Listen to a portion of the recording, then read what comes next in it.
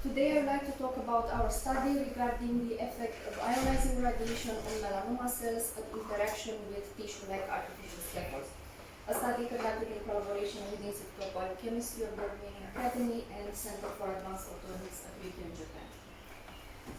The aim behind the study is to fabricate tissue-like architectures that could mimic the biological environment that cancer cells strongly interact with during metastasis. This unfavorable cancer stage implies physical translocation of cancer cells from the primary tumoral zone. They detach and pass through the tumoral microenvironment and the endothelial barrier of the blood vessels wall in order to reach the bloodstream. Then they circulate through the body and pass again through blood vessels wall to form a metastatic lesion at a distant organ. During all these steps, cancer cells encounter drastic morphological deformations of cytoskeleton, even the nucleus, and even rupture at DNA levels.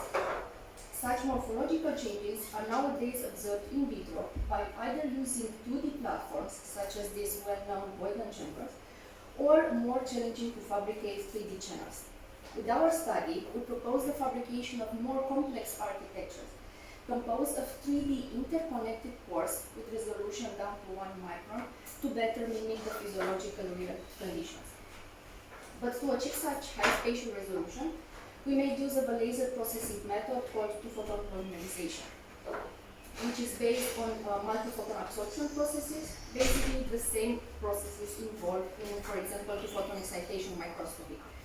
So the method uses a pulsed laser beam that once focused inside a photosensitive material, it generates very high peak intensities necessary to induce the multi-photon absorption processes and therefore the polymerization.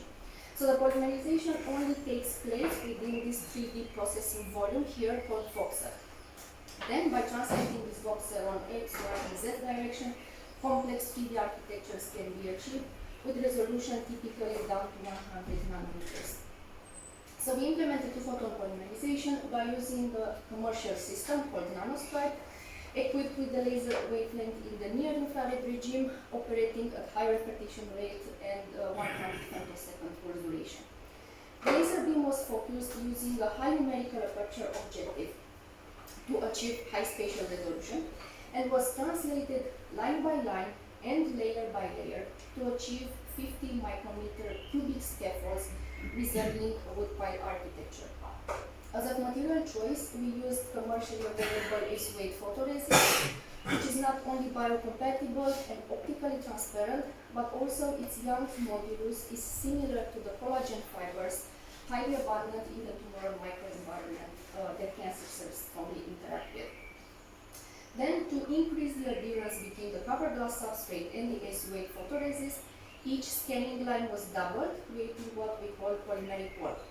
Then, between two adjacent scanning lines, a narrow space of very high importance was formed, which would further act as constrictive space in the cellular invasiveness assay. In the first part, in the optimization part of our fabrication procedure, we wanted to see the influence of the laser processing parameters over the geometrical characteristics of the scaffold. So we have chosen the laser power and the scanning speed to tune the voxel dimension and thus the narrow space.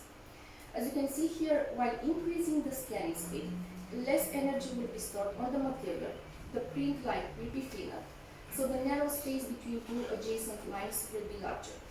On the other hand, if laser power is increased, the print line will increase as well, leading to a smaller narrow space. Then for a laser power of 9 milliwatts and 50 microns per second scanning speed, we achieved a spatial resolution of approximately 600 nanometers. However, for our further cellular assays, we have chosen narrow spaces slightly below and above 1 micron. So we fabricated such scaffolds with narrow spaces of 0.7, 1.1, and 1.6 microns respectively to evaluate the invasive capacity of melanoma cancer cells. Half of the scaffolds were coated with collagen, the key protein component of the extracellular matrix. We observed after 20 hours of incubation through ICM images that these cells are capable to climb the scaffold and to reach the very top side of it when collagen was applied. While in the absence of collagen, the cells discretely surround the scaffold, rather keeping the contact with the cover glass substrate. Additionally, by performing the immunostaining protocol, we could observe that although the cells are much larger than the pore size dimension, they are capable of significant morphological changes and develop these philopodia that penetrate the scaffold of the base layer, as observed here in green, predominantly when collagen was applied and more aggressively as the narrow space dimension is increased. So we wanted to quantify this behavior. We developed a protocol by defining several parameters, such as, for example, the cellular affinity. We counted the nuclei residing on a 40 micrometer circular area around each scaffold. This value was found by us in a previous study as the maximum value from which the most distant cell can penetrate the scaffold. In other words, all the penetrating cells reside within this area. We could observe 2 times more nuclei surrounding the collagen-coated scaffolds as compared to 21 in the case of non-collagen scaffolds. Additionally, we defined the invasiveness area as the total pixel area coming from the invading philopodia inside the scaffold by using an image processing pipeline. We observed that this invasiveness area seems to increase as the narrow space dimension of the scaffold is increased. Additionally, we evaluated the cellular adhesion by quantifying the number and the area of the vinculin adhesion points developed by melanoma cells both inside the scaffold, responsible with cellular anchoring to the porous structure, and outside on a 3 microns border, responsible with cellular adhesion to the 3D structure. We then bar plotted the results. Here, each vertical bar represents one adhesion point, and the amplitude is the area.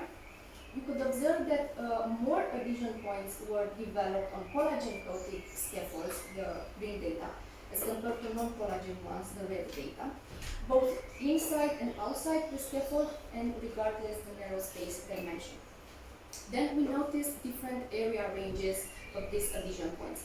So we divided them in non-mature and mature by setting a threshold value of 1/4 of the maximum area found inside and outside the scaffold respectively.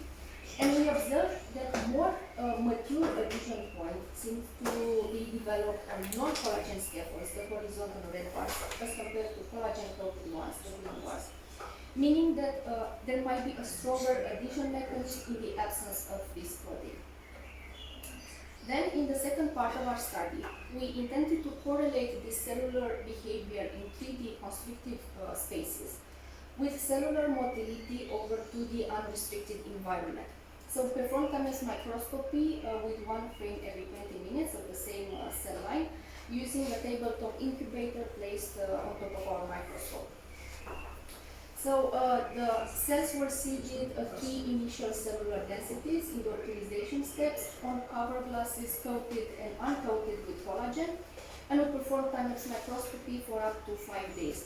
After these 5 days, 4 randomly chosen cells in each image were tracked, and their trajectories were overlapped and centered in the same coordinate system. We then defined this spreading area as the gray rectangle here encompassing all overlap trajectories.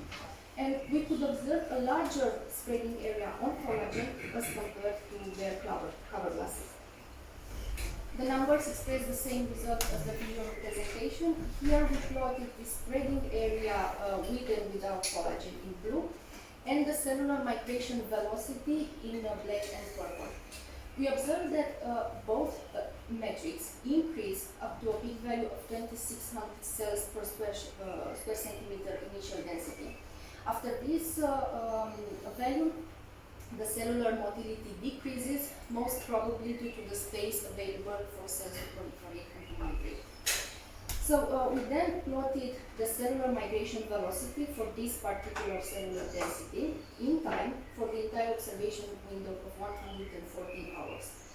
We observed on one hand that the cells migrate faster on collagen, the black data, as compared to their cover glasses, and on the other hand, the cellular velocity decreases in time due to space availability reasons. And more interestingly, there is a higher change rate from one frame to another on collagen as compared to bare cover glasses. This observation could be correlated with the adhesion points evaluated in the 3D invasiveness assay.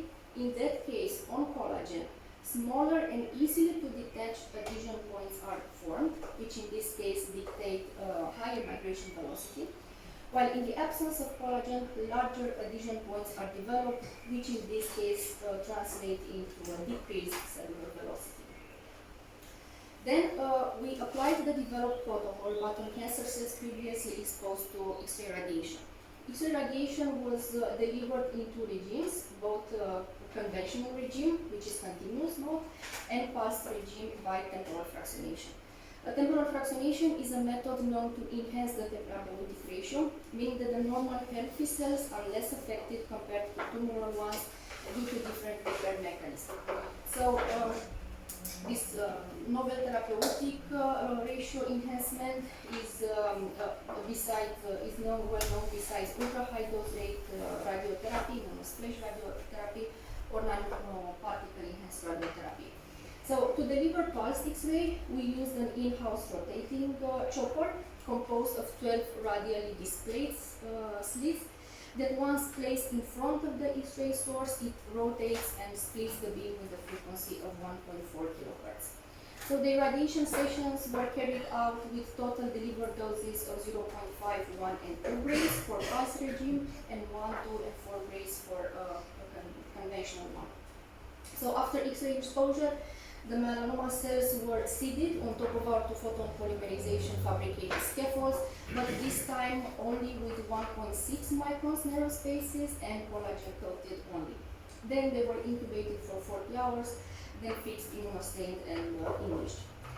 Then we applied the same segmentation image processing protocol to evaluate the philopodia invasiveness and the vinculin adhesion points developed inside the scaffold.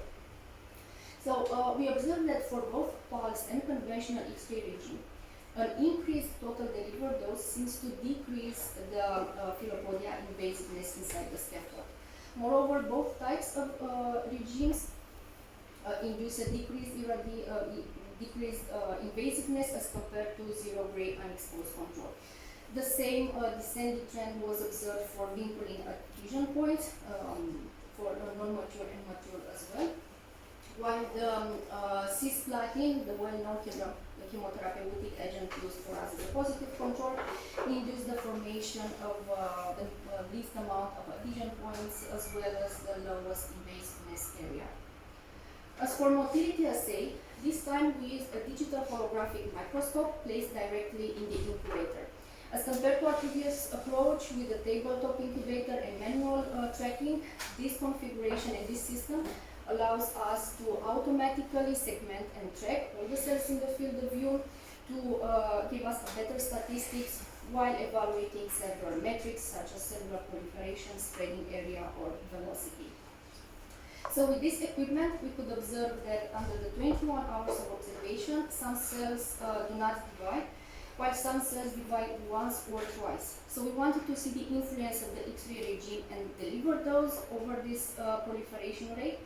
And we could observe that for the case of pulsed X-ray regime, a higher delivered dose seems to slightly increase the number of the highly proliferative cells undergoing two divisions over the 21 hours. On the other hand, the conventional X-ray regime, higher doses seem to decrease the number of highly proliferative cells within this time frame. As expected, the cisplatin chemotherapeutic agents inhibits the cellular proliferation with no cell division under the 21-hour observation. Then, as for spreading areas, we could observe with this system that the pulsed X-ray regime seems to slightly increase the spreading area trajectory as compared to unexposed zero-gray control, while the conventional X-ray regime roughly maintains the same spreading area of cellular trajectories. Moreover, cisplatin treated cells seem to migrate over a much more compact spreading area. So with this study, we demonstrated not only the spatial resolution of this direct laser writing technique, but used it to fabricate relevant tissue-like artificial scaffolds that we can use to evaluate the invasiveness capacity of melanoma cells. We evaluated a much denser adhesion points anchoring on collagen, but much stronger in the absence of this protein. Observation that could be correlated with a larger spreading area and migration velocity in the 2D unrestricted environment. Then we validated our protocol on X-ray exposed cancer cells, where for the case of 1.6 microns narrow spaces, we observed a decrease in invasiveness area at higher X-ray doses. As a perspective, we intend to apply the same correlation protocol but on cancer cells previously exposed to unconventional flash irradiation to address this novel therapeutic treatment as well, and to apply some high-resolution imaging techniques to visualize the cells at higher levels inside the porous 3D structure. In the end, I'd like to thank my colleagues from National Institute for Laser Plasma Radiation Physics, our collaborators from Weekend Center for Advanced Photonics and Institute of Biochemistry. I'd like to thank our funding agencies and, of course, you for your attention.